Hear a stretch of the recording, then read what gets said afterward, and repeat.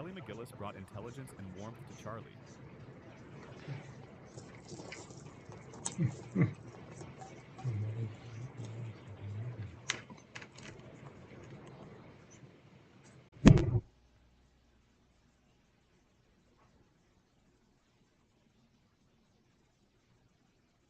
Instructor who saw past the bravado. Val Kilmer, as Iceman, turned a single jaw clench into a whole philosophy of precision, and Tom Skerritt's Viper anchored the story with the weight of experience. Produced by Don Simpson and Jerry Bruckheimer, Top Gun earned over $350 million worldwide and embedded itself in pop culture. The jets, the jackets, the volleyball, the sunglasses, the soundtrack.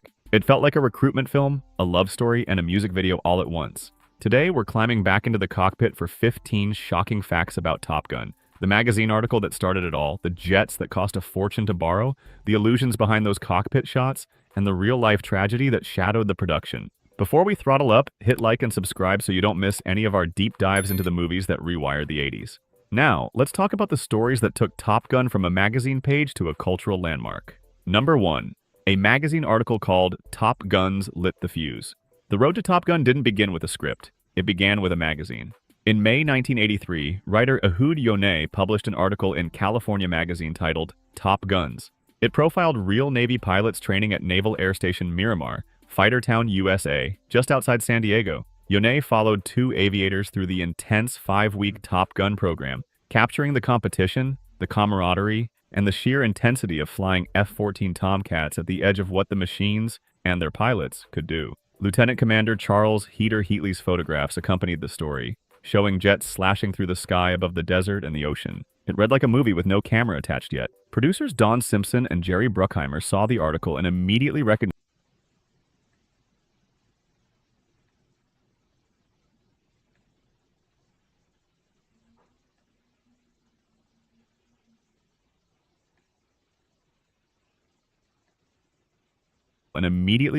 its potential. Within 2 months, they had secured the film rights. Hollywood, however, was slow to catch on. Screenwriters passed. Directors like David Cronenberg and John Carpenter said no. A movie about naval aviators built on procedure and call signs didn't sound like a guaranteed hit. Eventually, Simpson and Bruckheimer turned to Jim Cash and Jack Epps Jr. Epps immersed himself in the real world behind the pros. He attended declassified classes at Miramar, listened to instructors and students, and strapped into an F-14 himself to feel what a high G-turn actually did to a body. And those were what were put into the article, Top Gun, in California Magazine. And if you look at the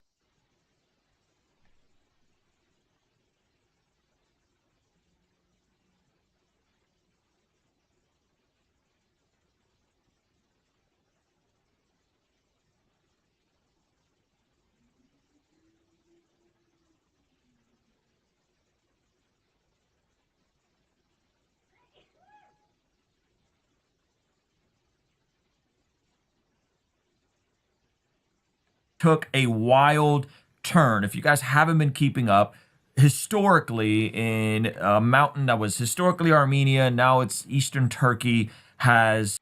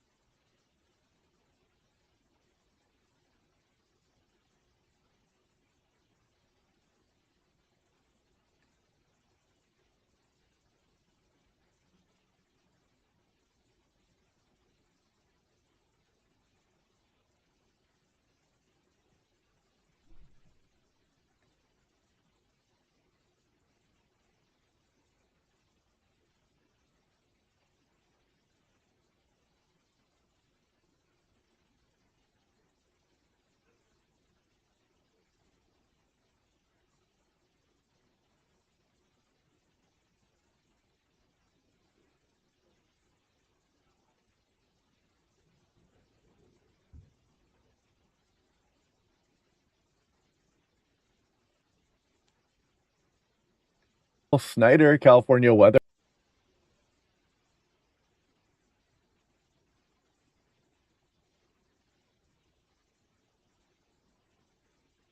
Hey everybody, Michael Snyder, California Weather Watch. Today is April 25th, and right now we're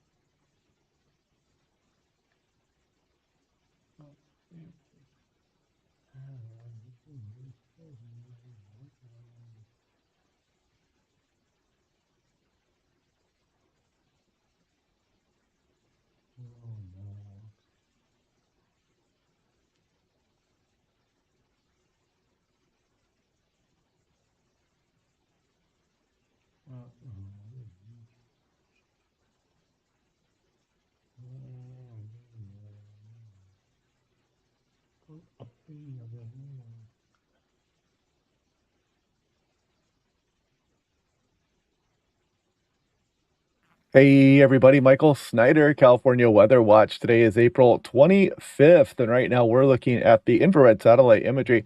And what we're looking at here is yesterday, and I'm going to scroll through.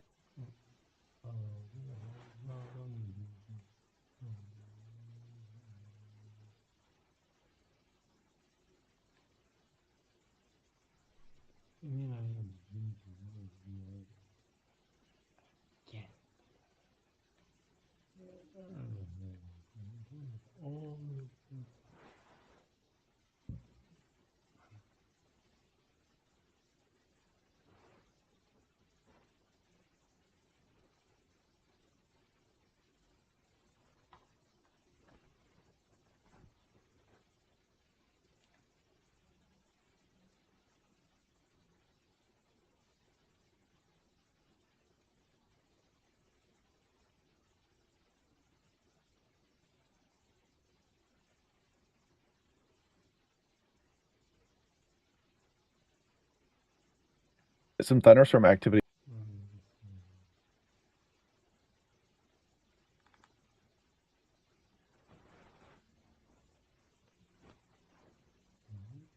Go through this, and you'll see that we did get some thunderstorm activity just to the west of Lake Tahoe and just to the south of Lake Tahoe. We also had a thunderstorm up to the north there, and some activity just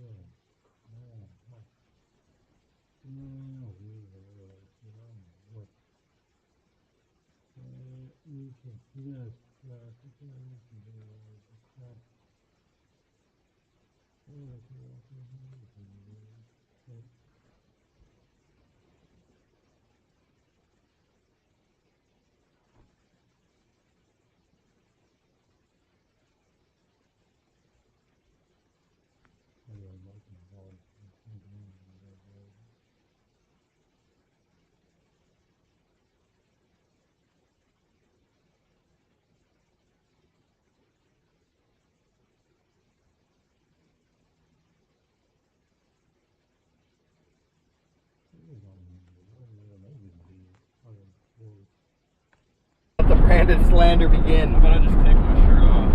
There you go. There you go. Thank you for the super chat, Purge.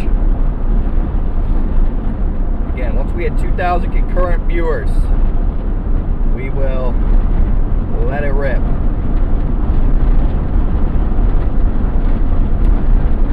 Thank you, Stackhouse, for the 5 gifted memberships.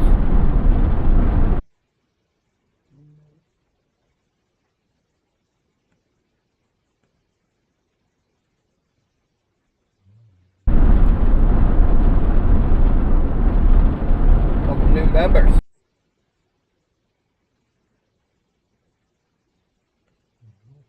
Hey everybody, Michael Snyder, California Weather Watch. Today is April 25th, and right now we're looking at the infrared satellite imagery. And what we're looking at here is yesterday, and I'm going to scroll through this, and you'll see that we did get some thunderstorm activity just to the west of Lake Tahoe and just to the south of Lake Tahoe.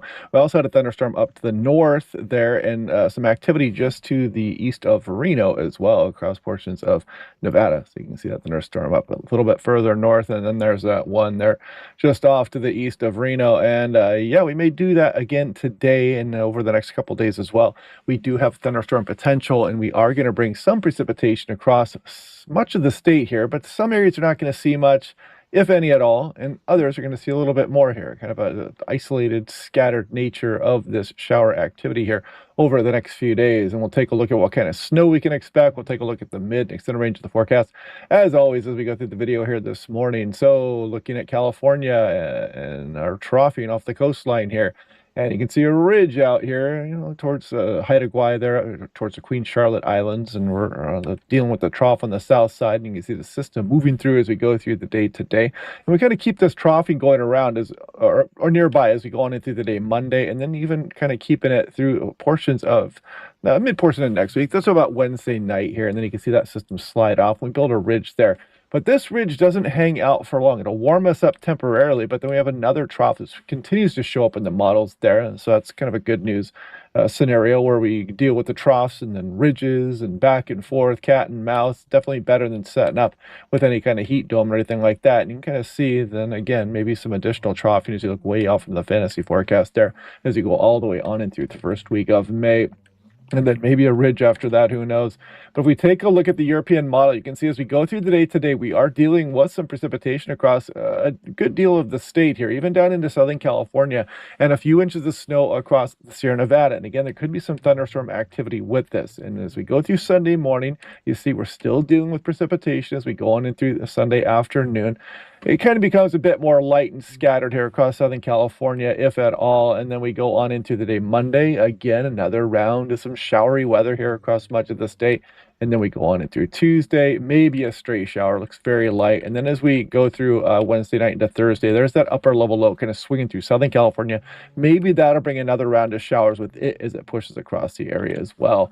So if we take a look at the Storm Prediction Center, try to ignore that severe stuff going on across Kansas, down into Texas there. But we do have the chance of some thunderstorm activity here into the state of California. And there's day 2 as well. And day 3 might even have another chance there also. I may go out and chase this here. Haven't quite decided just yet, but yeah, it's that time of the year where I do go out in the plains, and if I do, I'll bring my laptop and I'll try to do my best to get out my daily briefings there as well. Now, Sacramento National Weather Service calling attention to the isolated thunderstorms this week. And you can see just off to the east of Sacramento, including Yuba City, Chico, Redding, there's Reno. and just off to the east of Stockton, Modesto, across some of the Sierra Nevada foothills, though. And that's from 1 p.m. to 10 p.m. Saturday and Sunday, April 25th and 26th, today and tomorrow. And there's the storm total rain. Again, you can kind of see the hit and miss nature here, but you see this, Alder Springs, there's Redding, and then Bernie getting up towards an inch. Sims maybe up over an inch. And you can see the light precipitation amounts, generally speaking, around the Bay Area here, for example, and a little bit better across some of the Sierra Nevada. And some of that will be falling as snowfall across some of the higher terrain. Now, if we look at the Bay Area, they're talking about it again, light amounts, generally speaking, a little bit more down the Central Coast. Some areas could see up over 1/4 of an inch of precipitation, but again, no big widespread precipitation maker or anything of that nature. Los Angeles is talking about the potential for some rainfall, generally less than 1/4 of an inch, and some may not see measurable rain at all, but the higher totals are possible for the foothills and the mountains, San Gabriel, Ventura County mountains, highs in the 50s, 60s, and gusty westerly winds here. So not much of an impact expected, but in Southern California, when you even wet the pavement there, it can really muck up traffic, surprisingly enough. And so kind of be prepared for that here as we go through the weekend and maybe on through Monday and then portions of next week as well. And San Diego National Weather Service, check this out, traced 2 inches above 6,000 feet. For example, Big Bear. So yeah, and some strong winds across the higher terrain. Mountain passes 65 miles per hour. Now, looking at composite reflectivity, if we put this into motion, you'll see some of the showers coming through as we go through the day today and we go on in through this afternoon and evening. And it does show a decent rain coming across some of the San Joaquin Valley. I mean, though it's hitting Fresno and towards Modesto, maybe Bakersfield getting a bit of rainfall here as well as we go on in through tonight. And then we head off in towards Sunday. You see some of this activity across the Sacramento Valley. I wouldn't rule out thunderstorm activity with that also. You notice how the Storm Prediction Center kind of kept it off to the east of Sacramento, but there's nothing stopping a thunderstorm popping off across the Sacramento Valley there. And we go on in through Monday, see some of the showers continuing as we go through Monday night. And then we start to relax things a bit here as we go through Tuesday, and then maybe one more system swinging through. But I looked at instability here, and there is a little bit tries to get towards Southern California. I don't know if that's going to be enough to trigger a lightning strike. It's not, and the chance is not zero, but so what meteorologists call a non-zero chance, but probably not widespread activity by any stretch of the imagination. Then you see Sunday afternoon, we do destabilize across some of the Sacramento Valley as well. And then again on Monday, we are a little bit unstable. Now, if we take a look at accumulated positive snow depth change in inches and we scroll through, there are some areas it's showing, getting up over 6 inches or so across some of the southern Sierra Nevada by the time we head off in towards Monday. So that's not bad. Southern central Sierra Nevada. So be prepared for that. And a little bit of wintry stuff here as we continue on in through the month of April.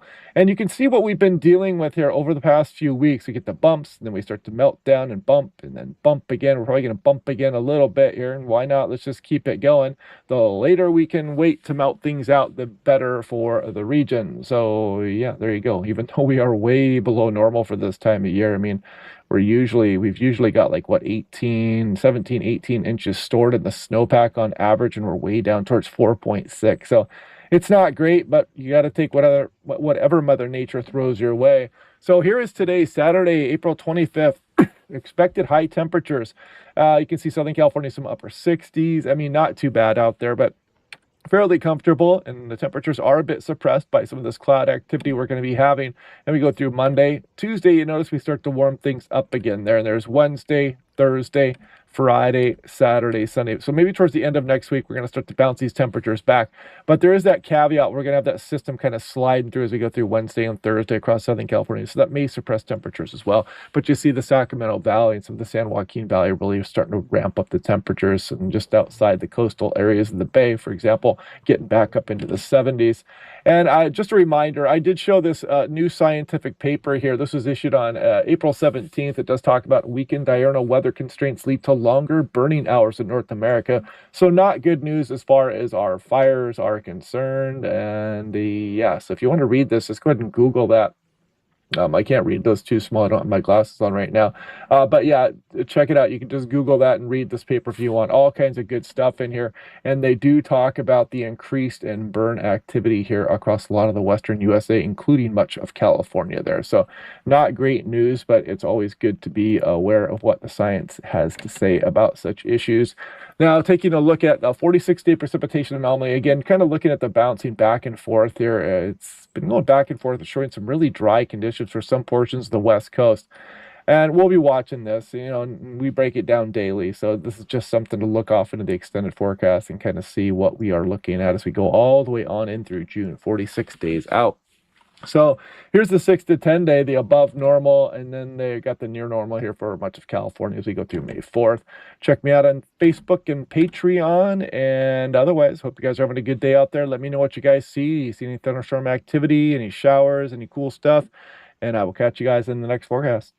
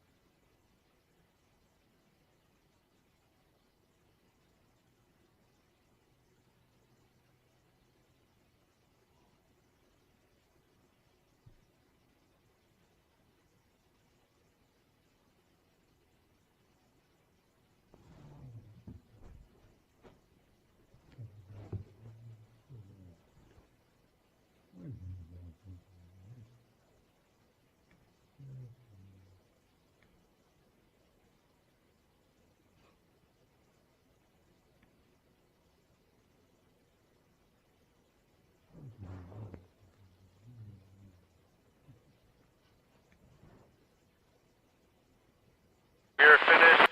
The